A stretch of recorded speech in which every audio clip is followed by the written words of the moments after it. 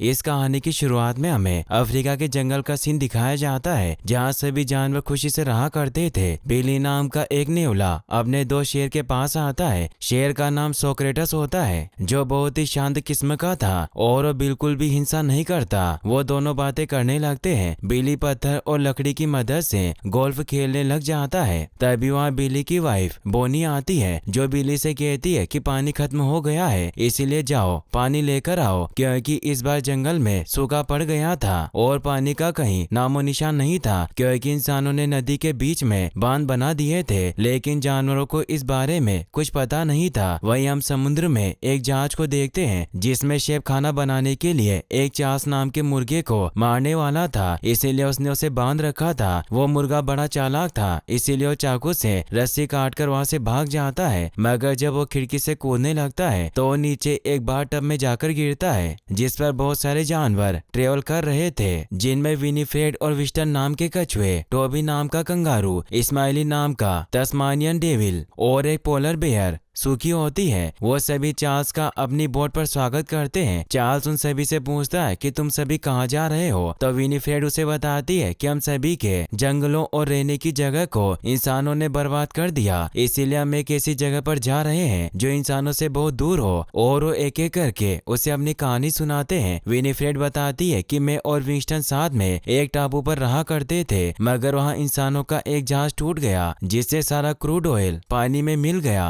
और जगह रहने लायक नहीं बची। टॉमी और इस्माइली बताते हैं कि हम जंगल में रहा करते थे, मगर एक दिन एक आदमी की वजह से पूरे जंगल में आग लग गई। और सुशी बताती है कि मैं बर्फीले इलाके में रहा करती थी, लेकिन ग्लोबल वार्मिंग की वजह से सारी बर्फ पिघल गई, इसीलिए हम सभी एक ऐसी जगह जाना चाहते हैं जो इंसानों से बहुत दूर हो और हम वहाँ शांति से रह पाए। चार्ल्स बताता है कि मैं तुम्हें एक ऐसी जगह ले जा सकता हूँ और मैं तुम्हारा मार्गदर्शन करूंगा। फिर वो आगे बढ़ने लगते हैं। वो अब रेगिस्तान से होते हुए आगे बढ़ते हैं। चार्ल्स सभी से कहता है कि हम पहुंचने वाले हैं, क्योंकि मुझे लगता है कि उन पहाड़ों के पीछे कोई जन्नत जैसी जगह होगी। वही हम अफ्रीका के जंगल में गिजेल नाम की जिराफ और एक एंगी नाम की हाथी को देखते हैं, जो इस बार पानी न आने की वजह से बहुत परेशान होती है, क्योंकि हर बार इस समय अफ्रीका में नदी का काफी पानी आया करता था, लेकिन इस बार वहाँ पानी नहीं आया। इसीलिए वो डिसाइड करते हैं कि वो अपने जंगल देवता ओरकल से इस बारे में पूछेंगे। और वो एक पुराने खोखले पेड़ के पास आते हैं और उनसे पूछते हैं कि इस बार जंगल में पानी क्यों नहीं आया, और वो उनके लिए केले लेकर आते हैं, क्योंकि उस पेड़ में बोंगो नाम का मंकी छिपा रहता था, जो भगवान की आवाज में उन्हें कहता है कि पानी जरूर आएगा। मगर बिली को जंगल देवता की बातों पर बिल्कुल भी विश्वास नहीं होता और अपने परिवार के लिए पानी लेने के लिए निकल जाता है। वहीं हम राइनो और बफेलो के झुंड को देखते हैं, जो पानी के लिए लड़ रहे होते हैं, क्योंकि वहाँ एक आखिरी पानी का तालाब होता है। बिली भी उसमें से ही पानी भरने आया होता है, इसीलिए वो राइनो और भैंसों के झुंड के बीच से निकलकर अपनी पंपकिन बोतल में पानी भरने लग जाता है। लेकिन राइनो और भैंसों के लीडर बिगी और चीनो उसे देख लेते हैं और वो गुस्से में उसे मारने के लिए उसके पीछे भागने लगते हैं। बिली अपनी जान बचाकर भाग रहा होता है और अपने परिवार के पास पहुंचने लगता है, लेकिन तभी वो भैंसों और राइनो के झुंड से कुचला जाता है और सारा पानी भी रेत में मिलकर बर्बाद हो जाता है। इससे बिली का बेटा जूनियर बहुत दुखी होता है। वो अपने डैड से कहता है कि मैंने अपने दोस्तों से शर्त लगाई थी कि आप पानी लेकर आएंगे, और उससे नाराज होकर वहाँ से चला जाता है। बिली अपनी वाइफ बोनी के पास जाता है, जो उसे बताती है कि अब हमारे पास पीने के लिए कुछ भी नहीं बचा है। तो बिली उसे विश्वास दिलाता है कि इस बार मैं पानी लेकर आऊंगा, और वो बोतल लेकर अपने बेटे के पास आ जाता है और उसे बताता है कि मैंने तुम्हारी माँ से वादा किया है कि इस बार मैं पानी लेकर जरूर आऊंगा। तो जूनियर उसे कहता है कि आप हमेशा ही ऐसे वादा करते हैं, लेकिन आप कुछ नहीं करते और हमेशा अपने दोस्त के साथ खेलते रहते हैं, इसीलिए जाओ और खेलो, अब से आप मेरे पिता नहीं है। इससे बिली काफी सैड हो जाता है और पानी लेने के लिए निकल पड़ता है। बोनी जूनियर को समझाती है कि तुम्हें अपने ढेर से ऐसा नहीं कहना चाहिए था, लेकिन उसकी बात नहीं सुनता। बिली अब अपने दोस्त सोक्रेटस के पास आ जाता है और उससे साथ में पानी लाने के लिए चलने को कहता है, लेकिन सोक्रेटस उसकी बात नहीं सुनता तो बिली उसे कहता है कि मेरे परिवार को पानी की जरूरत है और मेरा बेटा मानता है कि मैं लूजर के सिवा कुछ नहीं हूँ, इसीलिए मैं कुछ भी करके पानी लाकर रहूंगा और तुम मेरे साथ चलोगे। तो सोक्रेटस उसे बताता है कि पानी मौत की घाटी के उस पार है। तो बिली पूछता है कि तुम्हें कैसे पता। सोक्रेटस बताता है कि पहले मैं वहाँ रह चुका हूँ, मगर ये बहुत समय पहले की बात है। और उसे अपने चेहरे का एक स्कार दिखाते हुए बताता है कि वहाँ मौत की घाटी में एक जानलेवा छाया रहती है। तो बिली डरता हुआ उसे कहता है कि क्या तुम उस डरावने पेंथर की बात कर रहे हो। सोक्रेटस बताता है कि हाँ, जो भी वहाँ जाता है वो उसके टुकड़े टुकड़े कर देता है, इसलिए मैं तुम्हारे साथ नहीं चल सकता और तुम्हें भी वहाँ नहीं जाना चाहिए। मगर जब वो पीछे देखता है तो बिली वहाँ से जा चुका था, इससे वो परेशान होता है। वहीं बिली लगातार आगे बढ़ रहा होता है क्योंकि उसने डिसाइड कर लिया था कि पानी लाकर रहेगा।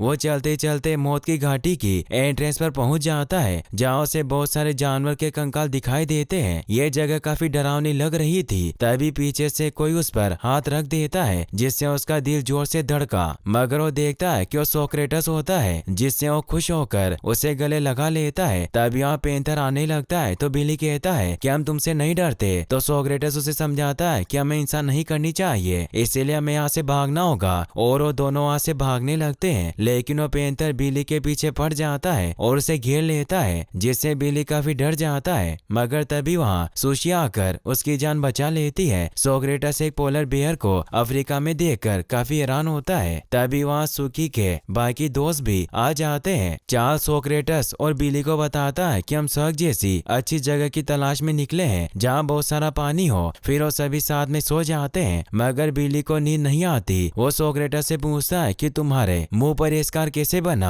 तो सोक्रेटस उसे बताता है कि जब मैं बहुत जवान था तो मैं मेरे भाई मेम्बो के साथ शिकार की तलाश में निकला। बिली उसे कहता है कि तुम तो शाकाहारी हो, जिसके रिप्लाई में सोक्रेटस उसे कहता है कि वो बहुत समय पहले की बात है, जब मैं मांसाहारी था। मुझे और मेरे भाई को मेरे माता पिता ने मौत की घाटी में जाने से मना किया था, मगर फिर भी हमने उनकी बात नहीं मानी। मगर हमें अपने पेरेंट्स की बात माननी चाहिए थी, क्योंकि जब हम घाटी में आगे बढ़ते रहे तो एक शिकारी ने हम पर गोलियों से हमला किया, जिससे मेरा भाई मेम्बो वहीं मारा गया। मैं काफी दुखी हुआ और मुझे उस शिकारी पर बहुत गुस्सा आया, मगर मैं कुछ नहीं कर सका। और उस दिन के बाद से मैंने डिसाइड किया कि मैं सभी जानवरों के साथ शांति से रहूंगा। बिली अब सो जाता है। सुबह जब उठते हैं तो चार्ल्स सभी से कहता है कि हमें अब पानी की तलाश में आगे बढ़ना होगा। तो सुशी उसे कहती है कि मैं अब और नहीं चल सकती। तो चार्ल्स सभी से कहता है कि मैं इन दो बूढ़े कछुओं और सुशी का ख्याल रखूंगा और तुम सभी पानी की तलाश में जाओगे। तो बिली सोक्रेटस, स्माइली और टोबी के साथ पानी की तलाश में आगे बढ़ने लगता है। वो जब घाटी में आगे जाते हैं तो उन्हें वहाँ एक बहुत बड़ा डैम बना हुआ दिखाई देता है। बिली को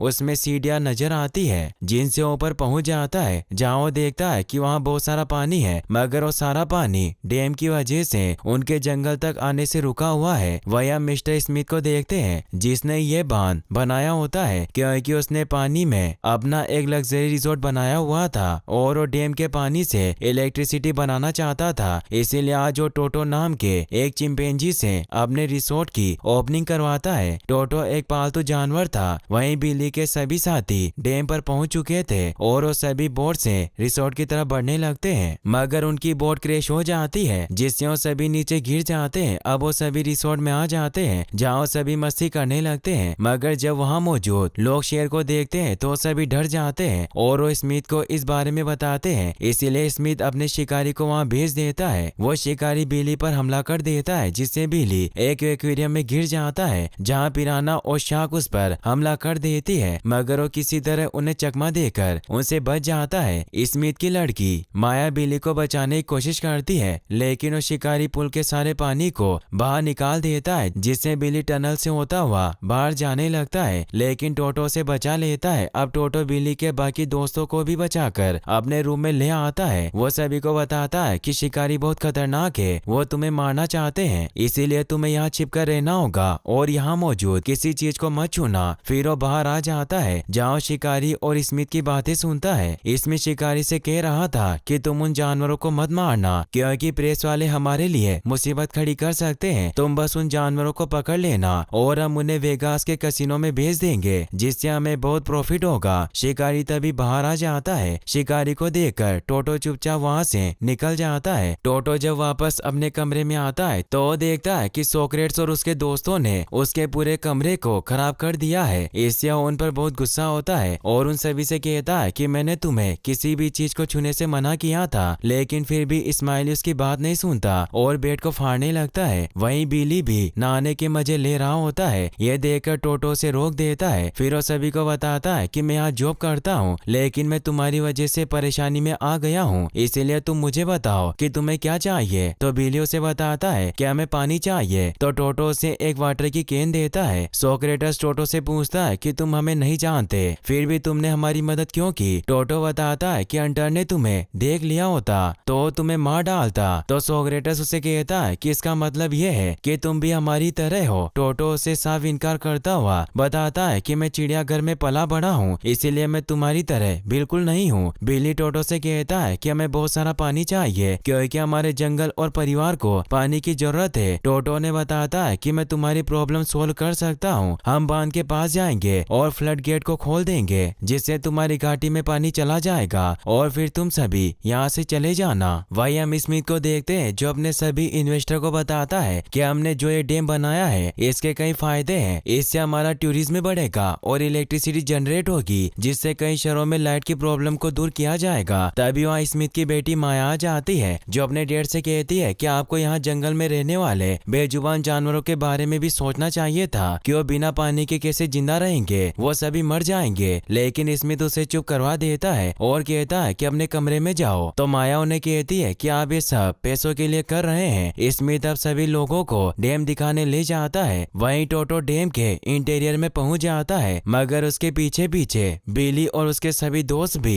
अंदर चले जाते हैं। मगर शिकारी भी वहां मौजूद था जो डांट लगाकर सोक्रेट्स को बेहोश कर देता है। बिली इससे डर जाता है और गलती से उससे अलार्म भी ऑन हो जाता है। शिकारी बिली पर भी हमला करता है, लेकिन वो पानी में गिर जाता है और इस्माइली भी बचने के लिए टोबी के साथ पानी में कूद जाता है, जिससे वो फ्लड गेट से होते हुए बाहर निकल जाते हैं। मगर वो हंटर बहुत जल्दी फ्लड गेट को बंद कर देता है, जिससे नीचे ज्यादा पानी नहीं जाता। बिली बोतल में पानी भरने की कोशिश करता है, मगर वो सारा पानी सूख जाता है। तभी शिकारी उन तीनों को मारने आ जाता है, जिससे वो सभी वहां से भागने लगते हैं। मगर चार्ल्स उस शिकारी को रोकने के लिए तैयार खड़ा था और जैसे ही शिकारी उसके पास आता है तो दोनों टर्टल की मदद से उसकी कार को क्रैश करवा देता है, जिससे वो हंटर बेहोश हो जाता है। बिली सुकी को पानी पिलाता है। चार्ल्स सभी को बताता है कि हमें सोक्रेटस को बचाना होगा और डैम से पानी को आजाद करना होगा, क्योंकि पानी के बिना हम सब मर जाएंगे। लेकिन हम सभी बहुत कमजोर हैं, हम अकेले सब नहीं कर सकते। बिली कहता है कि हमें स्वाना के सभी जानवरों की मदद लेनी चाहिए। चार्ल्स को उसका आइडिया बहुत अच्छा लगता है। वही हम सोक्रेटस को देखते हैं जो एक पिंजरे में कैद होता है। टोटो से बताता है कि तुम्हारे दोस्त यहाँ से भाग गए और तुम्हें लॉस वेगास के एक कैसीनो में भेज दिया गया है, जो तुम्हारे लिए बहुत सौभाग्य की बात है। वहाँ जाने का मैंने बचपन से सपना देखा था। तो सोक्रेटस उसे बताता है कि जेल तो जेल होती है, चाहे वो कैसी भी हो। वही हम जूनियर को देखते हैं जो पानी खत्म होने की वजह से खुद पानी लेने के लिए निकलता है। वही राइनो और बफेलो के लीडर भी अपने पानी के गड्ढे के लिए लड़ने लगते हैं, जिससे बिली मौका पाकर पानी की बोतल को भर लेता है और वहां से भागने लगता है। मगर वो नीचे गिर जाता है, जिससे उसकी बोतल दूर गिर जाती है और राइनो के पैर रखने की वजह से टूट जाती है। तभी जूनियर की माँ बोनी वहां जाती है जो अपने बेटे को संभालती है। तभी दोनों झुंड के लीडर बिगी और चिनो तेजी से दौड़ते हुए आते हैं, मगर बोनी उन्हें रोक लेती है। वो उन्हें कहती है कि क्या तुम बेवकूफों के पास करने के लिए कुछ नहीं है जो हमेशा लड़ते रहते हो। तो उसे कहते हैं कि नहीं, हमारे पास और कोई काम नहीं है। वहीं बिली और उसके दोस्त भी अब स्वाना के जंगल में पहुंच चुके थे। बिली सभी से कहता है कि हमें एंजी से बात करनी चाहिए क्योंकि वो सभी की लीडर है। तो चार्ल्स एंजी से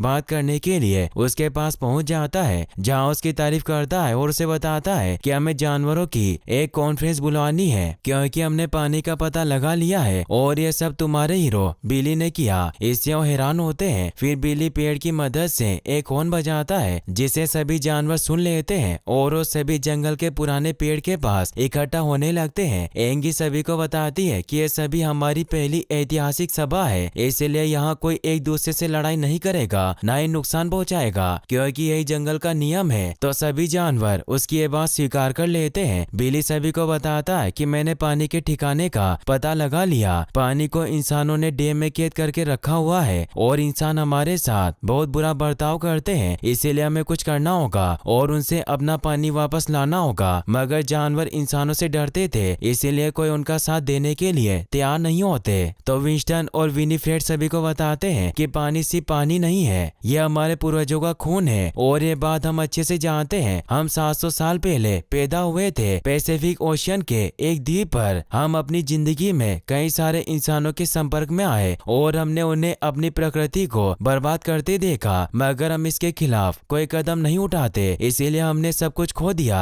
जिससे हमारा घर अब बर्बाद हो गया। जहाँ पहले फूल खिला करते थे वहाँ के पानी में अब सिर्फ ऑयल है। इसीलिए हमें इंसानों को रोकने के लिए कदम उठाने ही होंगे, लेकिन अगर हम ऐसा नहीं करेंगे तो इंसान हमारी इस जमीन को भी बर्बाद कर देंगे अपनी जरूरतों के लिए। ये पूरी दुनिया इंसानों की नहीं है, इंसान भी हमारी तरह इस दुनिया का एक हिस्सा है, मगर इंसानों को हमारी प्रकृति की कोई परवाह नहीं। इसीलिए वो पर्यावरण के साथ लगातार खिलवाड़ करते जा रहे हैं, जिससे इस दुनिया में प्रदूषण काफी फैल गया है। एक दिन ये सारी दुनिया बर्बाद हो जाएगी और हम सभी जानवरों को इंसानों के द्वारा मार दिया जाएगा। सभी जानवर इन बातों से काफी इमोशनल हो जाते हैं। रात में विंस्टन और विनीफ्रेड सो रहे होते हैं तो अपना दम तोड़ देते हैं, क्योंकि अब वो काफी बूढ़े हो चुके थे। सुबह जब सभी एनिमल्स को विंस्टन और विनीफ्रेड के बारे में पता चलता है कि वो अब नहीं रहे, तो सभी काफी दुखी होते हैं। अब सभी एनिमल इकट्ठा हो जाते हैं और वो इंसानों पर हमला करने के लिए तैयार थे, इसीलिए वो डैम की तरफ निकल जाते हैं। मगर राइनो और बफेलो का झुंड उनका साथ नहीं देता।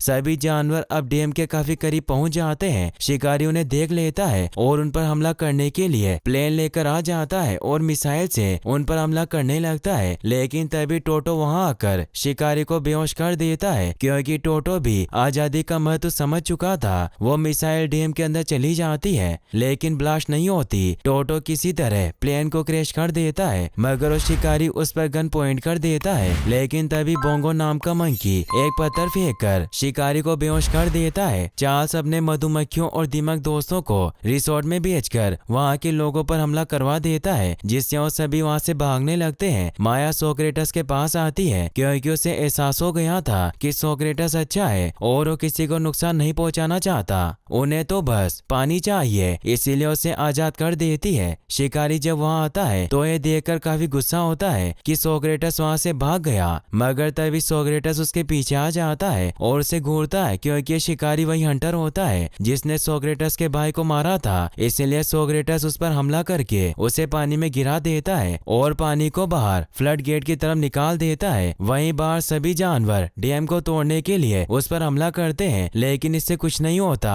तभी वहाँ राइनो और बफेलो का झुंड भी उनकी मदद करने के लिए आ जाता है और वो सभी मिलकर डैम पर हमला करने लगते हैं, मगर वो डैम काफी मजबूत था, इसीलिए अभी भी नहीं टूटता। तभी वो शिकारी नीचे आकर गिरता है। इस्माइली उसे अपने फाट से ही बेहोश कर देता है। वहीं सोक्रेटस भी अब डैम के ऊपर आ जाता है, जिसे देखकर बिली खुश होते हैं। सोक्रेटस उन्हें कहता है कि तुम्हें जोर से अपने पैरों को जमीन पर मारना होगा, और अब वो सभी नाचते गाते हुए ऐसा करने लगते हैं। मिसाइल फट जाती है और वो डैम टूट जाता है। जूनियर को भी अपने डेट पर काफी गर्व होता है। अब सारा पानी एक साथ घाटी की तरफ आने लगता है, जिससे सभी जानवर भी पानी के साथ ही बहने लगते हैं। सोक्रेटस बिली से कहता है कि हम पानी वापस ले आए, अब हमें जश्न मनाना चाहिए। फिर हम देखते हैं कि अब स्वाना में हर जगह पानी हो चुका था, जिससे सभी जानवर खुश थे और काफी मजे कर रहे थे। वहीं हम स्मिथ को भी देखते हैं, जो अपनी बेटी के साथ जंगल में बैठा होता है। वो काफी दुखी हुआ, अपनी बेटी से कहता है कि हमारा होटल टूट गया, जिससे मैं बर्बाद हो गया। तो माया उन्हें कहती है कि सभी जानवर बहुत खुश हैं, क्योंकि उन्हें पानी मिल गया। तो स्मिथ भी खुश होते हैं और यहीं पर इस मूवी की हैप्पी एंडिंग हो जाती है। गाइस, आपका फेवरेट एनिमल कौन सा है मुझे कमेंट बॉक्स में जरूर बताएं, और अगर आप ऐसी और एनिमल की वीडियो देखना चाहते हैं तो एंड स्क्रीन पर क्लिक करके आप इसे भी वॉच कर सकते हैं। Thanks for watching.